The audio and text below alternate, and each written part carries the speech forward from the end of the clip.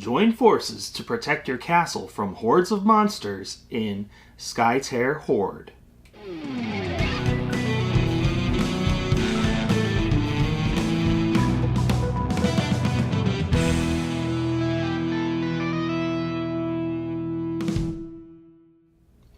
Hello and welcome to Tantrum House Studio Awesome. I'm Ryan.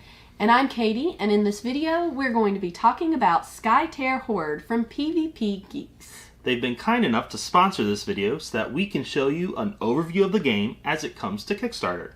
So we've got a sample copy here that we're going to be taking a look at to give you sort of a general idea of the gameplay, but we want to remind you that this is a prototype copy and not the final game. Let's take a look. Skytear Horde is a cooperative card battle game for 1 or 2 players in which players defend their castle from hordes of monsters while working to destroy gates and ultimately confront the outsider controlling those monsters.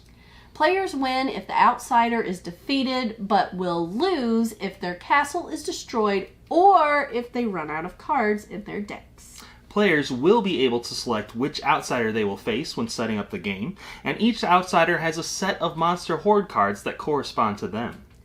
Before starting the game, players also get to choose which castle they would like to defend and which of the alliance decks they want to play from. Each alliance has 40 cards, different difficulty levels, and suggested strategies. The game is played across a cycle of 7 phases. In the beginning phase, players gain mana tokens based on the current stage of the gate they are facing, and ready all of their cards in play whose actions they've previously exhausted. Then, in the Hoard phase, new Horde cards are drawn based on the current position of the gate. If all the lanes are full, extra cards get placed on top of the outsider pile to be summoned later.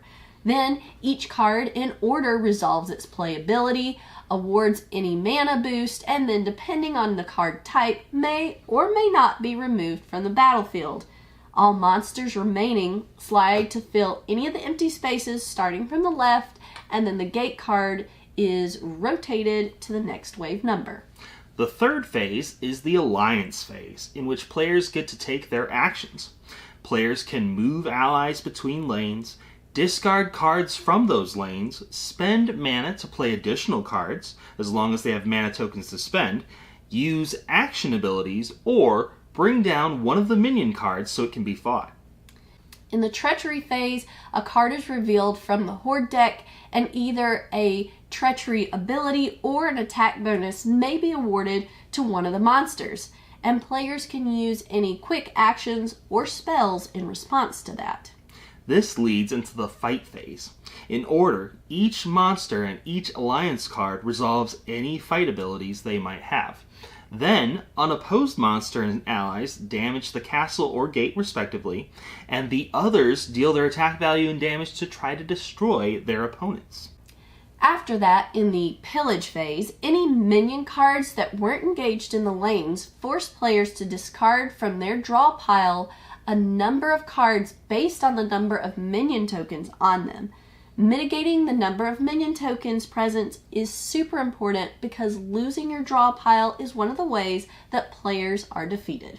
Finally, in the ending phase, players check to see if the outsider had been destroyed, and if so, they win the game. Otherwise, they discard down to 7 cards and start another round. Overall, this is a single-player or a co-op card game that really pits your wits against the game mechanics in the fantastical world of Skytear.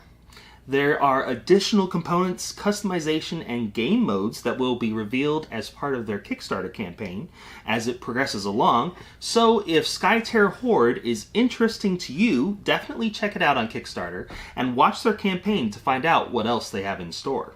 And be sure to stay tuned to our channel for more board gaming overviews like this one.